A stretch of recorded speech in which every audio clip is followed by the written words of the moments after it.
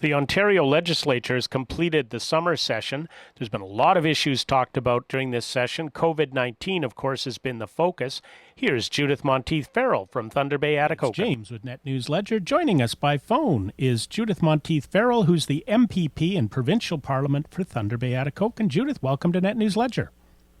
Thank you, James.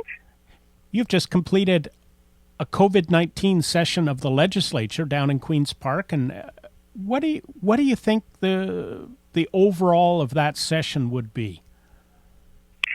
I think it ended very badly. We had the premier sort of do a power grab right at the end, where they passed a piece of legislation that extended their ability to act as if there's emergency orders, but not have to go back to Parliament. So he ended the session early, which I think is a big mistake, because we have the challenges of long-term care, the school year coming up, and we should be there addressing those issues. The long-term care issue has been Ontario's Achilles heel when it comes to COVID-19. That's where the bulk of the deaths were in the beginning, and we found out some horrific situations that were happening in those long-term cares, that talking to OPSU and talking to people whose parents were in these homes, that's been going on for a long time. Well, since I took office, and even before that, I've been advocating for change in long-term care. You know, with my union roots, I was aware of the horrific kinds of things that were going on there. And what we need to realize is that long-term care isn't sexy. So it's not something that people, we time and again bring it to the public's attention. People say it's terrible, oh, that's terrible. And now we saw the results. We saw people treated horribly and ended up with the numbers we did as far as the fatalities in long-term care and residential care. So I think it's something that needs to be addressed. It needs to be a priority. We cannot treat our seniors and our and people that require long-term care in this fashion any longer. It took the Canadian Army literally going in and presenting the Premier and the Government of Ontario with a report, which is kind of shocking in a way. There is nothing that those military people said that hasn't been brought to the Premier's attention. Even as late as early February, we were sounding the alarm. But again, like, people, the uptake on the, until the military was sent in, and thank goodness they were, there was no realization that we are in a crisis as far as staffing, resources. They weren't given personal protective equipment. The privately owned ones, the statistics, there's just been another report released by staff and talked about dehydration, inability to feed people, just don't have the hands. And the exclusion of the essential caregivers, the family members that come in there and do, for many people, the lion's share of the work, that piece needs to be revisited. We can't exclude hands-on care people. We need to protect them. We need to ensure that they're safe, but those folks all want to be there helping their loved ones. Now, shifting into the coming school year, you know, this is an issue that has a lot of parents really concerned. They don't know what's going to happen, you know, and we're hearing and thinking, and everyone's talking about a potential second wave of COVID-19 in the fall. Why do you think the Premier said, okay, the legislature can take a holiday? Well, he announced in late February he is on the campaign trail. So I think he's taking an 8-week, what we're calling a vanity tour. And I am appalled, because the Minister of Education is not communicating clearly. The plan is not in place. We don't have a solid plan. We could use, everyone says that we need more resources, and parents groups and other groups have said what's being offered is insufficient. So what we know is that so far is there's apparently going to be some sort of announcement this week, but I know as well that school boards have been asked to give their plans to the minister by August the 4th, leaving very little time to ensure that we have, smaller classrooms, what kind of protocols are going to be in place. The school boards are working very hard, but they don't have clear guidelines on where this government wants to go. So, that's where you're saying that the legislature should be sitting so that the government is being held accountable and listening.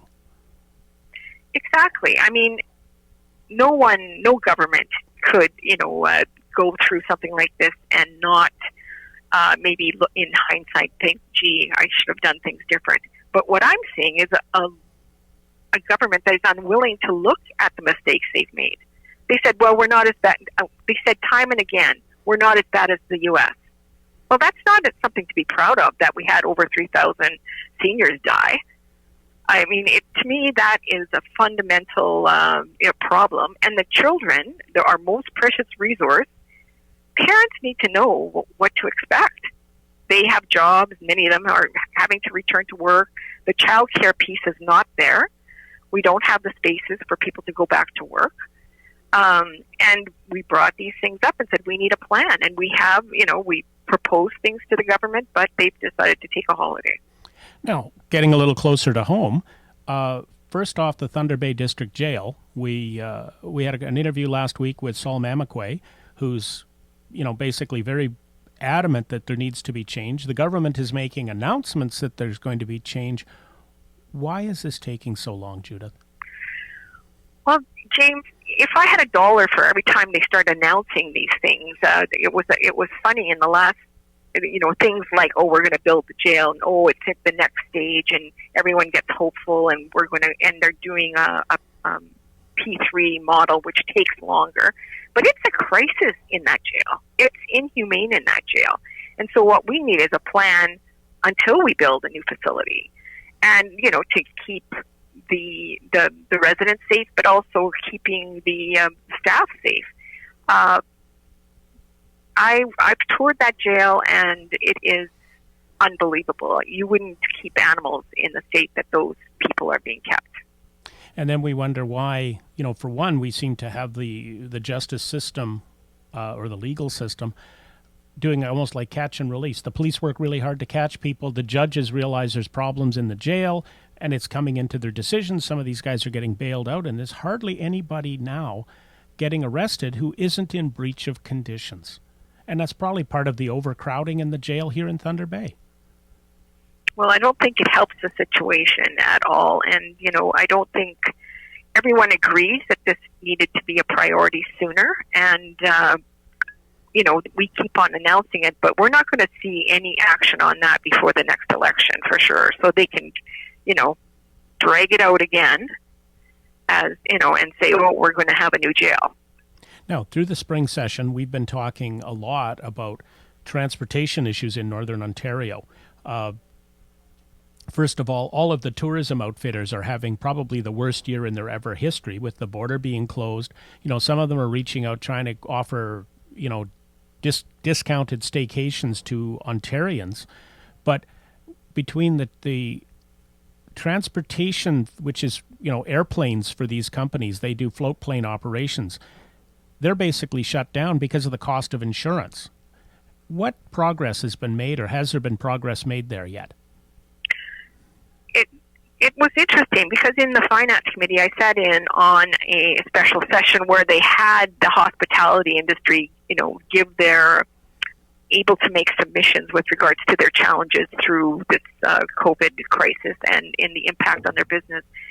And all those pieces were in play, James. And these people, it spoke from the heart, and it was family businesses, and and they were trying to survive, and not only brought up issues of trying to survive this year, but next year as well, because if they have no income this year, they don't know if they'll make it through the winter. So I was very disappointed because normally that sector is pretty friendly to the government, I would say, and they were heartbroken that there wasn't more for them. Something to recognize that how the seasonal nature of their work, and that they have been completely shut down. Now, the same thing in touching on transportation has been, we've had the Ontario Northland bus now going from White River to Winnipeg through, Dryden, Kenora staying on the Trans-Canada Highway, which is great. I think probably the Ontario government would point to that as a highlight this spring for their results. But we've had the private companies in northwestern Ontario, Casper Transportation, that just got going and was reaching out for help. They've got help from the federal government. They're still trying to talk to the province. What do we have to do to get Ontario at the government level hearing the North? I think we have to realize too is that a lot of the COVID help did come from the federal government, and even this latest announcement is money that's going to be fed, from the federal government to the provinces. There hasn't been a lot of, putting your money where your mouth is when it comes to the provincial government in its, recognition. Now, they announced some transportation projects, and the only thing that was announced for northwestern Ontario was that they were going to continue the twinning between Nipigon and Thunder Bay North, right, in the section that's incomplete. Well, we hear that announcement every time. It's always sort of a sign of an election. Oh, we're going to do a few more kilometers of that road. Now, whether it's going to get started or it was just announced, there was no dollars allocated to it. So we'll see. But transportation, we know, is inadequate. The Northland solution is insufficient. We need connections to the smaller communities because we have family ties. We have, people that might want to visit, a resort and might want to take a bus. Yes. Those kinds of things are important. Plus all the, lab work and water testing. There's a lot of things that we need, interconnectivity between our communities.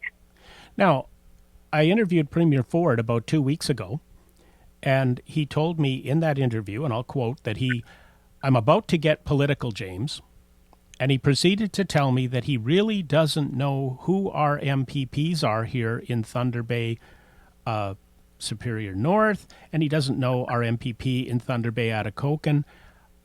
Would you invite Premier Ford up to the riding when he's doing his trip, and maybe he could spend a little time with you and see how much stuff you know that he doesn't?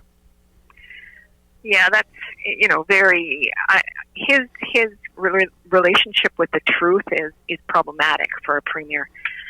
That's all I can say. I would welcome a chance to, he's been here several times. Normal protocol is that you advise the sitting MPP.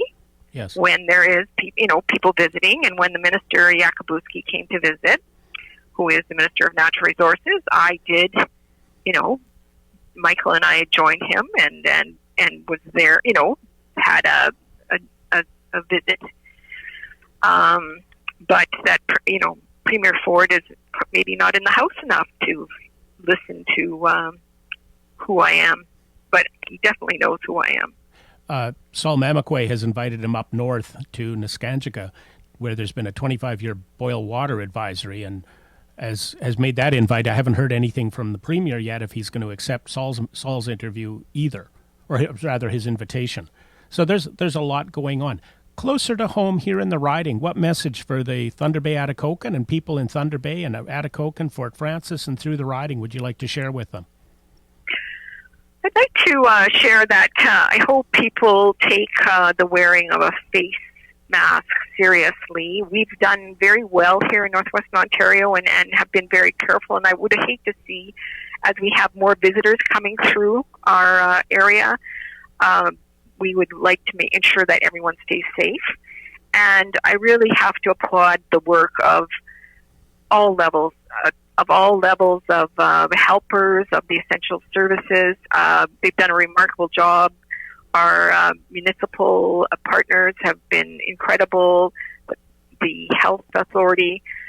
It hasn't been perfect for sure, but I think in Thunder Bay we've shown that we care for each other and that we're doing the best we can, and in very short order pulled together a plan. Judith, thank you for taking the time, and I'm sure we'll be talking before the legislature resumes sitting. Oh, maybe when Premier Ford comes to visit. Yes, maybe we could get everybody sitting down across the table. I could introduce the two of you. I'd love it, yeah. All right, thanks so much. Thank you. Take care. Stay informed and stay up to date. Hit subscribe, hit like, share this with a friend. make sure you hit the little bell so you get notified the next time that we have a video up. Thanks for tuning in to Net News Ledger.